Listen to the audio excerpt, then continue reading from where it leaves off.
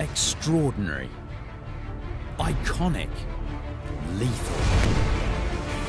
These incredible ships have told our story for the past 400 years and defined what it means to be part of our island nation. I'm Rob Bell, and in this series, I'll be exploring Britain's greatest ships. This time, I discover the extraordinary story of the Mayflower, the ship that brought the Pilgrims to the New World. The story of her voyage is one of hardship, desperation, and survival against the odds. I mean, this is literally life or death. And one which ultimately leads to the birth of the United States of America. The Mayflower is what's called a carrack, a type of merchant sailing ship that first appeared in the 14th century. And it's surprisingly small, at just 106 feet long and 25 feet wide. It's a marvel of craftsmanship, built using traditional methods. But it's tried and tested, and capable of braving the seas and even the oceans. Little is known about the early life of the original Mayflower, but we do know that her first recorded voyage almost ends in disaster.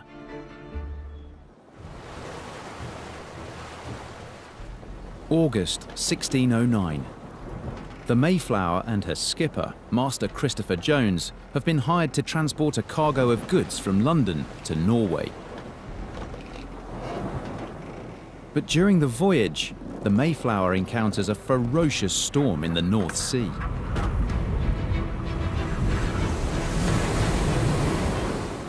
To make matters worse, she's overloaded and sitting low in the water. The fierce weather threatens to swamp the Mayflower, and Jones takes desperate action to try and save his floundering ship. He dumps most of his cargo overboard to lighten the load.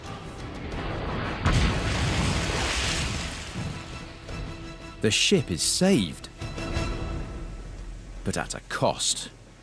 Master Jones is taken to court to recover the losses from the jettisoned cargo. For the next 10 years, he appears to avoid taking to the high seas in the Mayflower. But for reasons unknown, a decade later, the skipper agrees to gamble his ship on a far more high-risk proposition.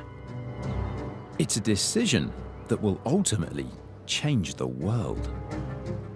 In early 1620, he's approached by a group of men who want to charter his ship for a desperate mission. Their bid to flee across the Atlantic to the New World will push the Mayflower and her crew to their very limits.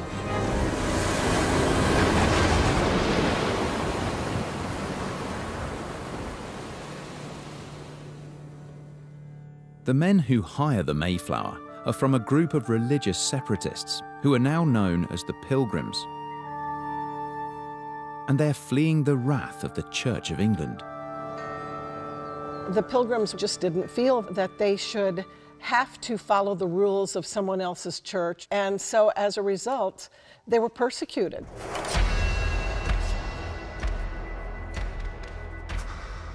In some cases, their homes were destroyed.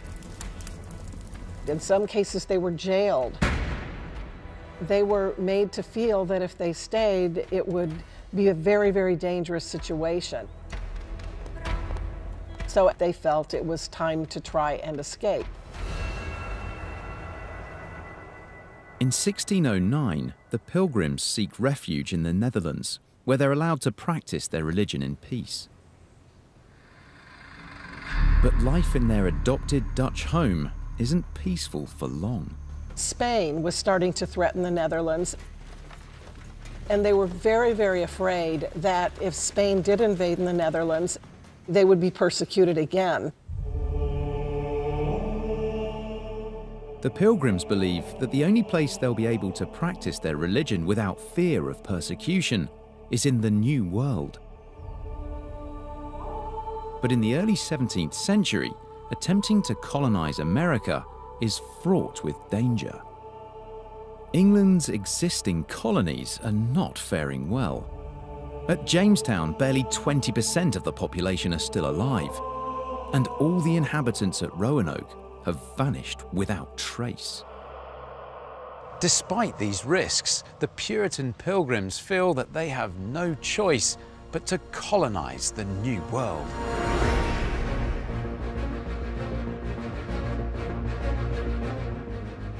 In July 1620, the Mayflower departs London for the New World. The crew of the Mayflower have little idea that on the voyage ahead, they'll face sabotage, attempted mutiny, and death.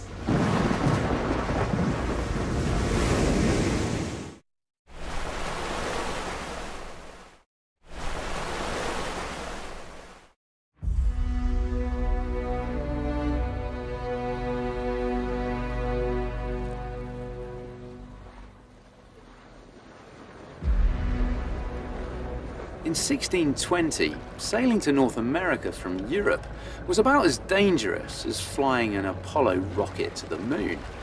The 3,000-mile stretch of the Atlantic Ocean was a formidable obstacle, where unpredictable weather and currents could easily wreck a wooden ship, and reports of vessels vanishing without a trace were frighteningly common.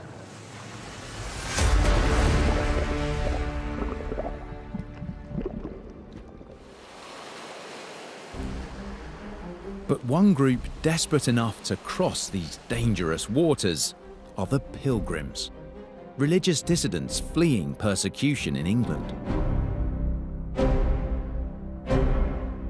They want to colonize America, where they hope to establish a new home. Of course, the Pilgrims couldn't just pitch up in America and start a colony. They needed permission, and the permission had been granted in 1606 by King James for colonies to be set up in the New World in Virginia. In 1620, the territory of Virginia stretches from what is now New Jersey down to Cape Fear in the Carolinas. The king grants assent for the Pilgrims to establish a colony in the northernmost part of the territory, not far from where New York City is today. With permission in place, the Pilgrims need to borrow money to fund the expedition. And this loan comes with strings attached. First, they'll have to work for free for 7 years to repay it. And secondly, they'll have to take outsiders with them to the New World. Unknown to our Pilgrims, other colonists had been advertised for, attracted to go to the New World, and these were, let's say, economic migrants, termed strangers, because they weren't of the same religious persuasion.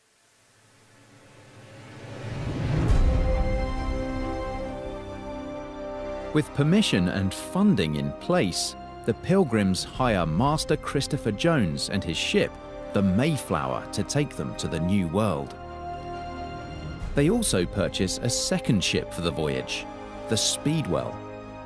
The Speedwell is a pinnace, a smaller type of merchant ship able to carry 60 tons.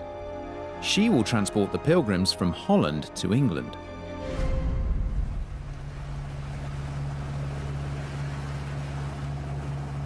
The plan is for both ships crammed full of passengers to leave the south coast of England, head across the Atlantic, and arrive at the mouth of the Hudson River before the end of summer. When they do leave Southampton on the 5th of August, they barely make it 100 miles before the Speedwell springs a serious leak. They're forced to pull into Dartmouth Harbour to carry out urgent repairs. The delays caused by the repairs are putting the entire endeavour in serious jeopardy. They only have a narrow fair weather window in early summer before the ferocious Atlantic storms sweep in through September. Much of what we know about the Mayflower's voyage comes from a journal written by one of the Pilgrim's leaders, William Bradford.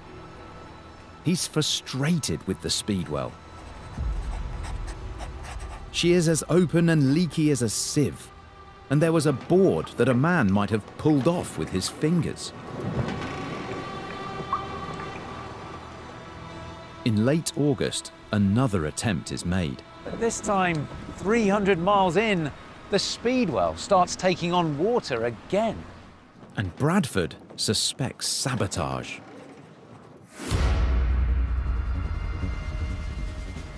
There's speculation the crew had got cold feet, that they decided that they didn't want to make that crossing and were trying to figure out a way to get out of their contract.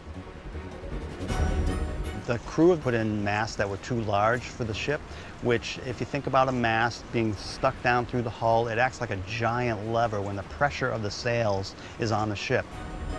Too much pressure will work those seams open on the hull and allow the ship to leak badly. At that point, they decide this boat is not worth the extra time and expense it's going to take to fix. Let's leave it behind and let's travel to the New World without it. This leaves the mission in a perilous state. Many of the Speedwell's passengers are now crammed onto the Mayflower. The odds of success seem slim at best. But many on board have already sold their homes and most of their worldly possessions to start new lives in America. They simply have no choice but to press on. And so, with supplies diminished and with the weather turning against them, on the 6th of September 1620, the Mayflower set sail from Plymouth, England, on her own, overloaded and 2 months behind schedule.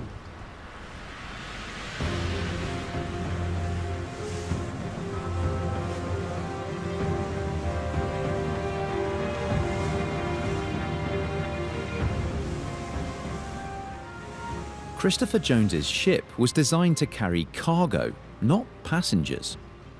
So what was life on the Mayflower like during its transatlantic voyage? This main deck, the forecastle and the poop deck up there, is where the Mayflower's crew of around 30 men would have lived and worked. The crew might have been crammed onto this small area. But below decks, conditions for the 102 colonists are far worse. With the Mayflower's hold full of supplies and the main deck too dangerous for inexperienced sailors, the gun deck was the only safe place for passengers to be. But just look at the dimensions of this space. And with so many people crammed in, you can imagine what a hellish experience that must have been for them.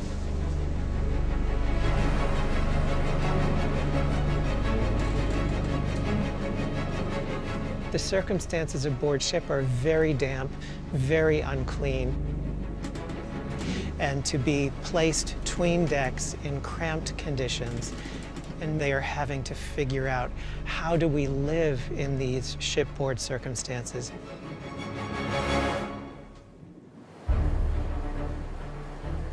But the Pilgrims are about to face a much bigger challenge. The Mayflower has missed her fair weather window, and by the time she reaches the mid-Atlantic, she's being battered by massive storms.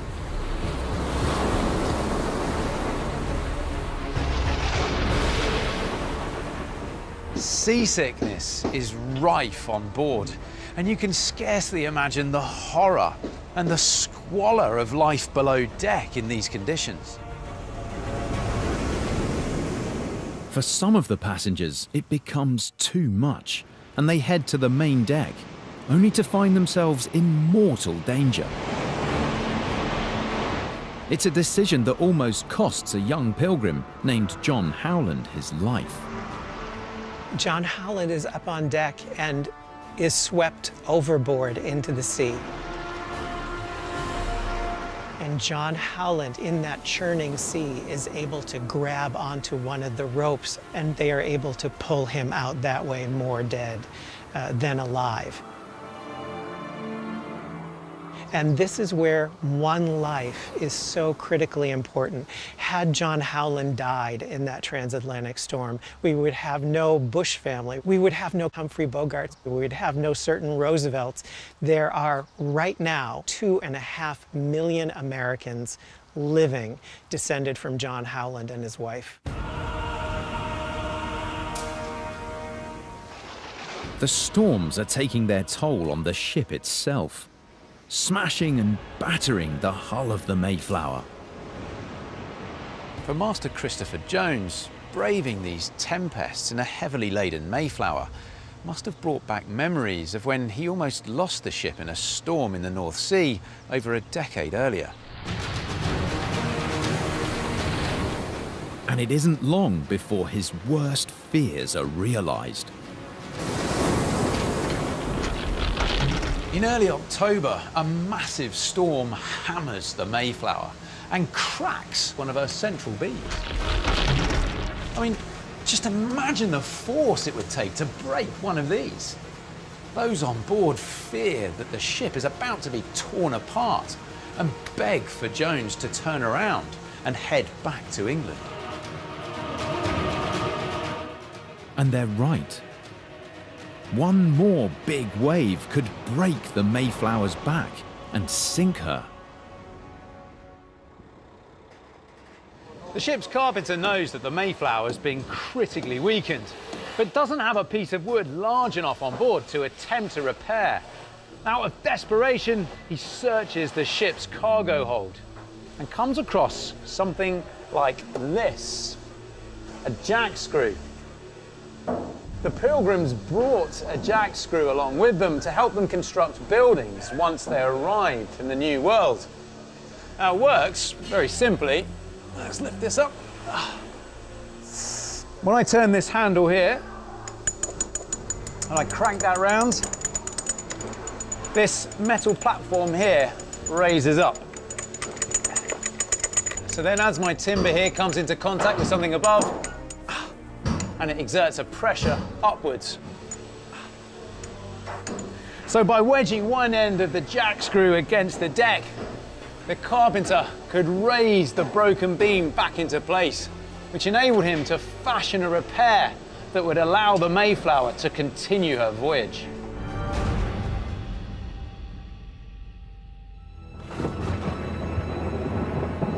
But it's painfully slow going, with the Mayflower spending countless days riding the violent ocean, drifting wherever the currents take her.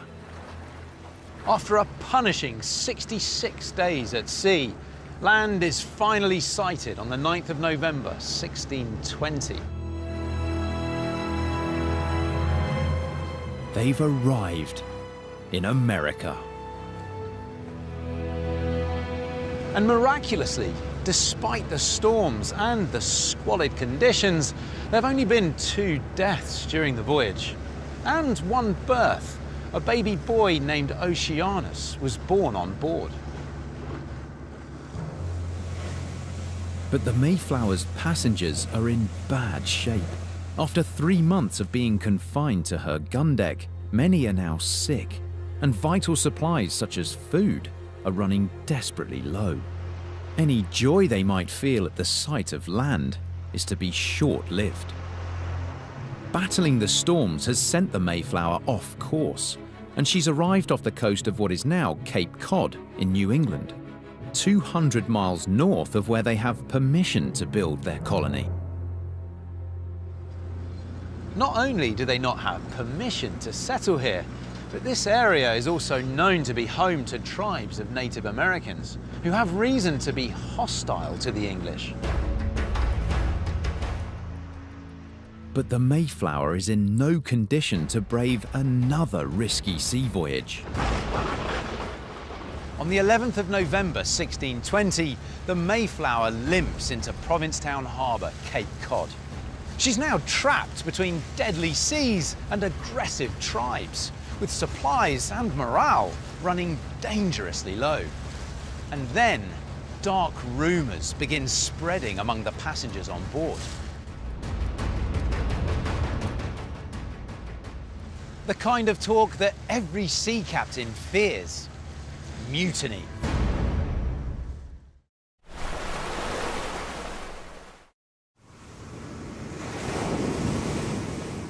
November 1620.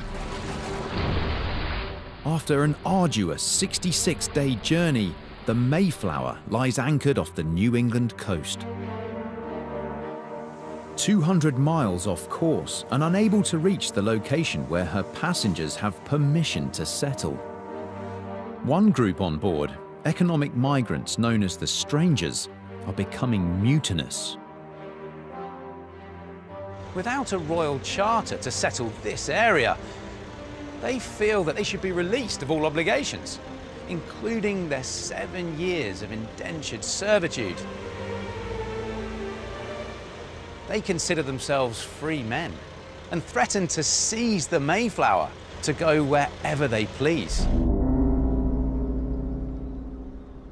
The other group of passengers, religious dissidents known as the Pilgrims, see this rebellion as leading to catastrophe for all. And their solution to quell the unrest is nothing short of revolutionary. It was at this point that our pilgrims got together and formed a document, the Mayflower Compact.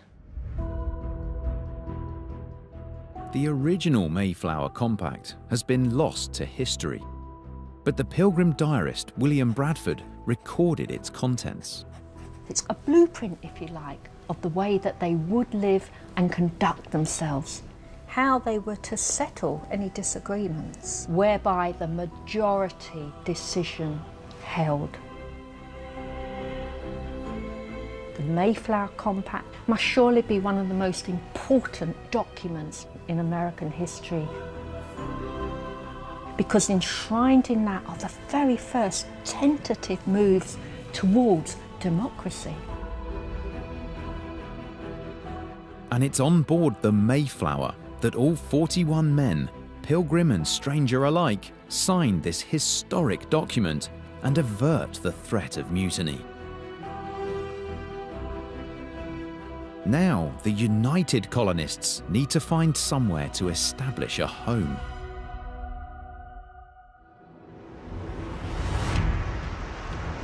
The shallow waters of Cape Cod are too risky to navigate in the Mayflower. So the Pilgrims will need another kind of vessel to explore the New World. This is a reproduction 17th century shallop. It's very similar to the shallop that the Pilgrims brought with them on the Mayflower. They were what I like to call the pickup truck of the 17th century. They were multi-use vehicles. You could use them for transportation for people. You could carry cargo with them. The shallop that they brought on the Mayflower was an entirely open boat, but had a whole series of these kinds of benches running down the length. You could row a shallop with 6 or 8 men. They used the shallop to explore the inner arm of the Cape when they were looking for a place to settle, and it was an important part of the Pilgrim story.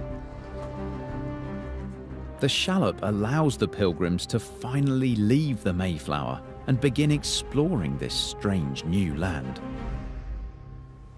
The classic image is that of them stepping ashore wearing tall hats, these large white collars, dressed mainly in black.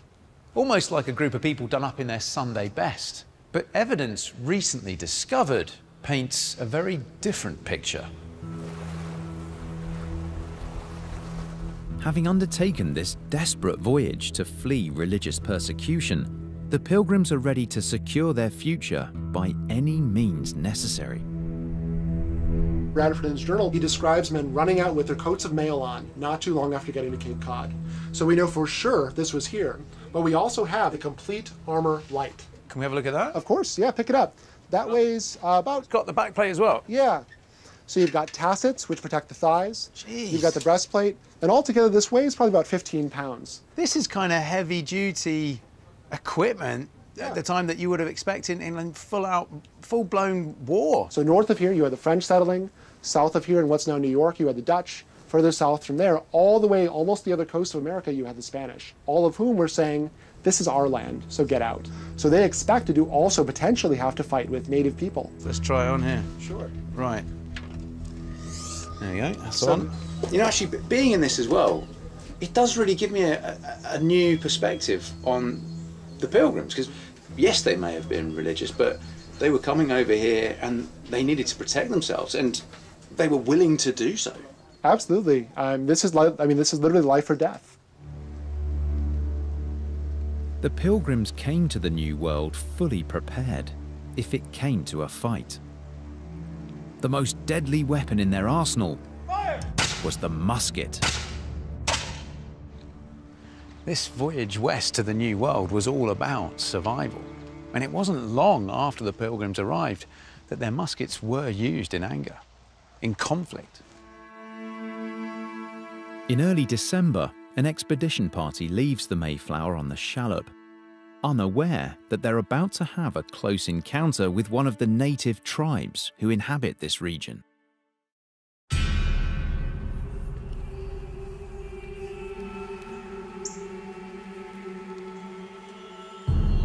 The Pilgrims come ashore near a village belonging to the Nauset people. As they approach the settlement, they catch fleeting glimpses of people disappearing into the tree line. But those figures don't stay hidden in the shadows for long. With darkness fast approaching, the expedition party is unable to make it back to the safety of the Mayflower, and they set up camp. During the night, their sleep is repeatedly interrupted by eerie cries. The Nauset attack the encampment at first light with a hail of arrows. The startled Pilgrims hastily grab their muskets and from the cover of their camp, return fire.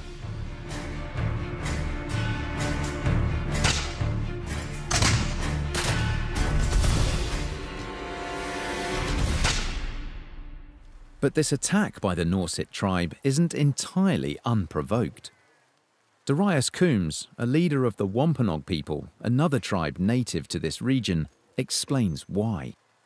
A lot of people think that was the first time we ever seen Europeans here, and that's not the case. For 6 years prior, there was an English captain named Thomas Hunt that came down the coast and took 19 Wampanoag as slaves and went down the Nauset and took 7 Nauset as slaves. Probably not surprising that there was conflict. There was conflict.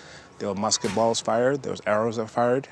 Nobody got killed, but it wasn't a pleasant sight. The Pilgrims retreat back to the relative safety of the Mayflower and must look elsewhere for a location to establish their colony. But over a month of exploration proves fruitless. And then, winter arrives.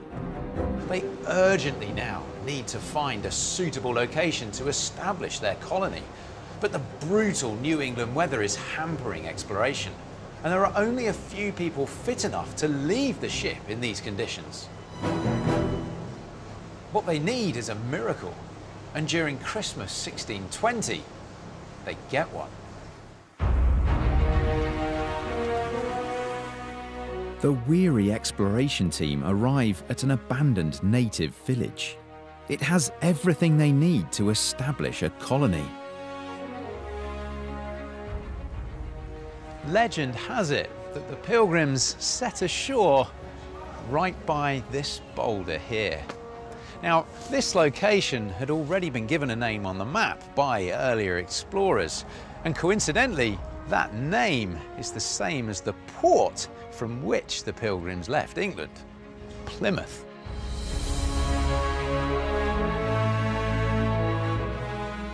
This boulder has become known as Plymouth Rock, and it's visited by thousands of people from all over the world every year. But just over there, the colonists began construction of the settlement that would change the course of American history. Plymouth is located in Cape Cod Bay, in what is now the state of Massachusetts. And on Christmas Day 1620, the Pilgrims lay their very first foundations. And this is where they began to build. It was originally called First Street and later renamed Leyden Street after the Pilgrims' Dutch home in exile. This is the oldest continually inhabited street in the entire United States. But when the Pilgrims first arrived, there was nothing much here at all. This was just a barren, frozen hill in an unforgiving land, which meant that the cramped and squalid conditions of the Mayflower would have to be their home for a while longer. But disease and death are now stalking the ship. Living for more than half a year on the Mayflower has taken a tragic toll. By the end of that first winter in New England, less than half of the 102 colonists are still alive. Imagine what it's like to be with people where entire families are disappearing from the face of the earth. That in February and early March, we know sometimes 2 or 3 people a day were dying. It was called The Winter of Death by William Bradford. He felt that, that it had maybe been a mistake. And just when it seems the future couldn't be any more bleak, the native people return.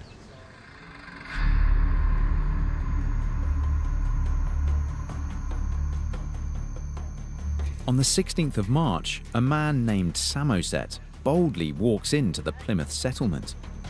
The urgent question for the Pilgrims, is he friend or foe? His name was Samoset. He came into the Pilgrim village and said, "Welcome, Englishmen."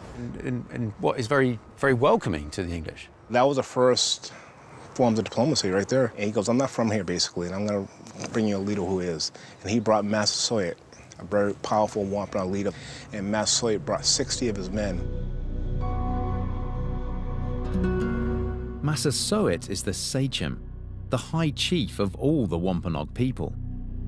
His nation is under threat from rival chiefs, so Massasoit approaches the Pilgrims with a deal in mind.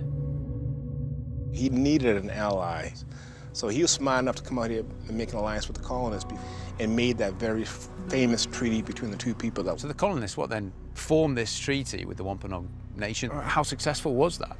But between the two people, there was no major conflict, no major bloodshed or war for over 50 years.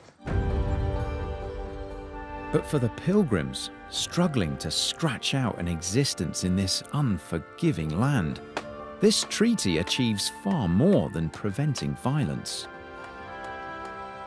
Because of this cooperation between the indigenous people and our settlers, it was the difference between survival and dying. There was an exchange of skills, how to hunt, what crops to grow, how to grow them, and without that, the colony most likely would not have survived.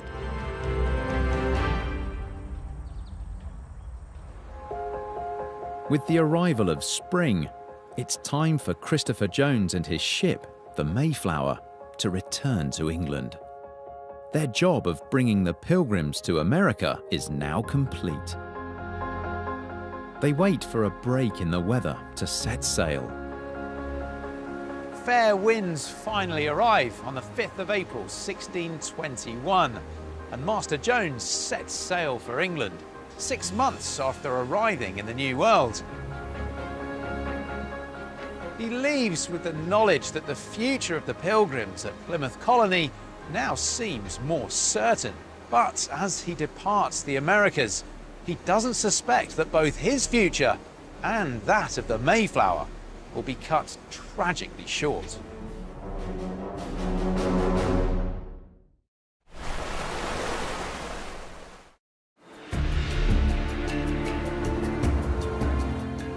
Blessed with fair weather and favourable westerly winds, the Mayflower arrives back in London on the 6th of May, 1621, just 31 days after departing from the Plymouth colony. Despite the Mayflower's vital role in establishing the first English colony in New England, there's no public interest in her return. And she glides back into London without fanfare. For both the ship and her skipper, Master Christopher Jones, after braving the hardship and the deprivation of New England, it's back to business as usual, but only for a short time.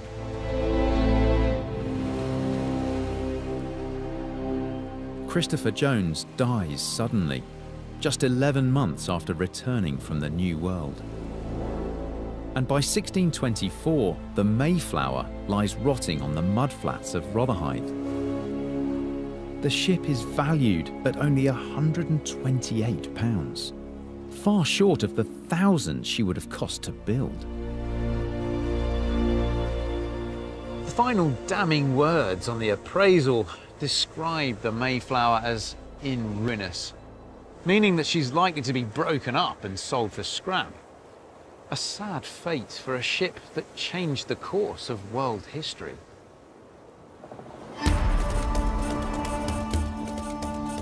But what happened at Plymouth Colony ensures that the Mayflower won't be forgotten.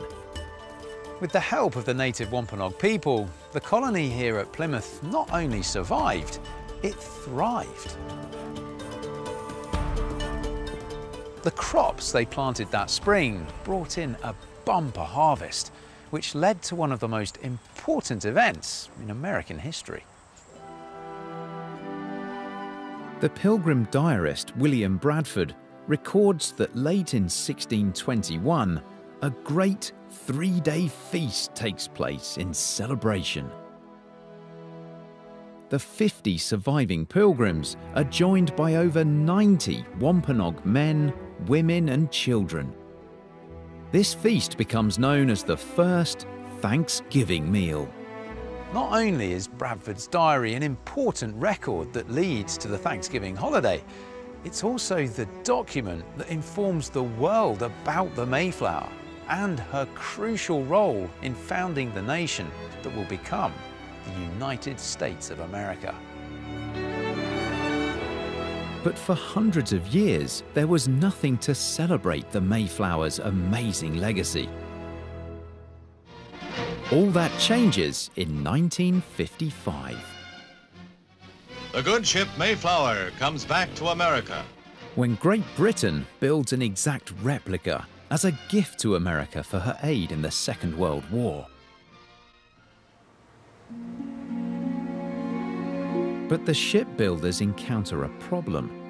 No plans or drawings of this iconic ship are known to exist. Fortunately, in the 1920s, British maritime historian Dr. Roger Charles Anderson constructed this, the very first scale model of the Mayflower, on which the design of Mayflower 2 would be based. It's so detailed, it's absolutely stunning. Anderson wanted to make certain, in many ways, that it almost was a working vessel. This is truly rigged. These deck boards are individual planks made of Spanish chestnut, and each one is fashioned with a tiny, tiny little wooden peg, a tree nail, just the way an authentic ship would have been. There are 1,500 tree nails in this deck. And there wouldn't, I guess, have been a huge range of designs of those types of ships at that time. Absolutely. Anderson, he was making a Mayflower model that would represent the ordinary merchant vessel of about the same size and about the same age as we knew the Mayflower to be. In April 1957, the Mayflower 2 departs from England, recreating the voyage of her ancestor. historic Plymouth Rock meets the replica of a famous ship, and an historic trip comes to an end. The Mayflower 2 has been moored in Plymouth Plantation ever since, attracting hundreds of thousands of visitors every year.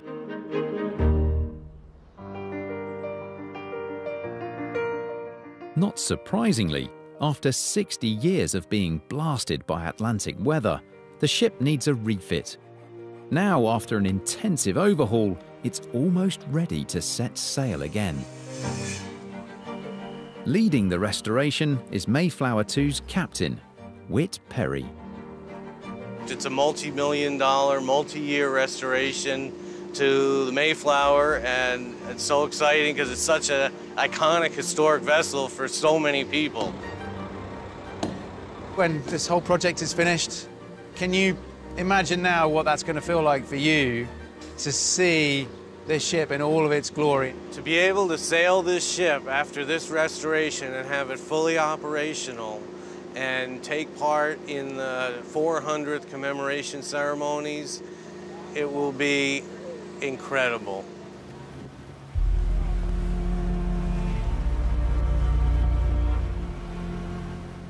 And the legacy of the Mayflower and the pilgrims she brought to the New World is still felt in American society today.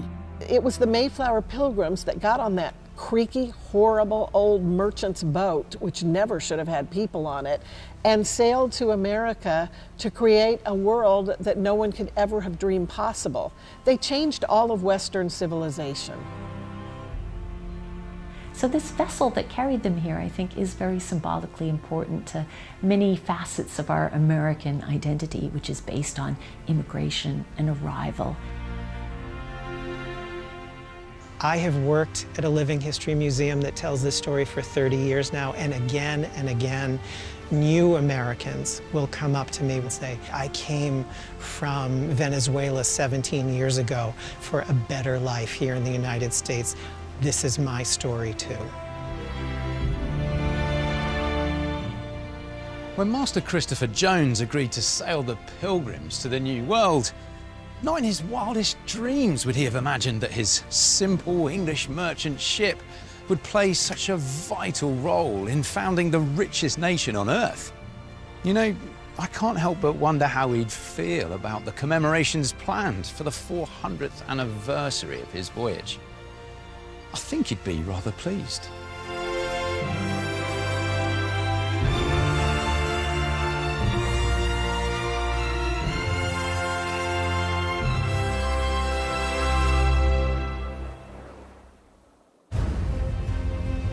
Tomorrow night at 9 live, the IBO World Title Fight. Alex Dilmagani and Francisco Fonseca go head-to-head at York Hall in London.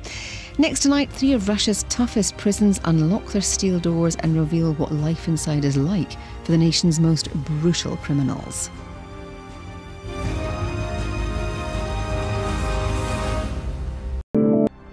This British-built vessel brought back to life one of the most important ships in American history. But right now it's in dry dock, undergoing extensive restorations to be ready for 2020, the 400th anniversary of the Mayflower's fateful voyage to America. The Mayflower is what's called a carrack, a type of merchant sailing ship that first appeared in the 14th century. And it's surprisingly small, at just 106 feet long and 25 feet wide. It's a marvel of craftsmanship, built using traditional methods. But it's tried and tested, and capable of braving the seas and even the oceans. Little is known about the early life of the original Mayflower, but we do know that her first recorded voyage almost ends in disaster.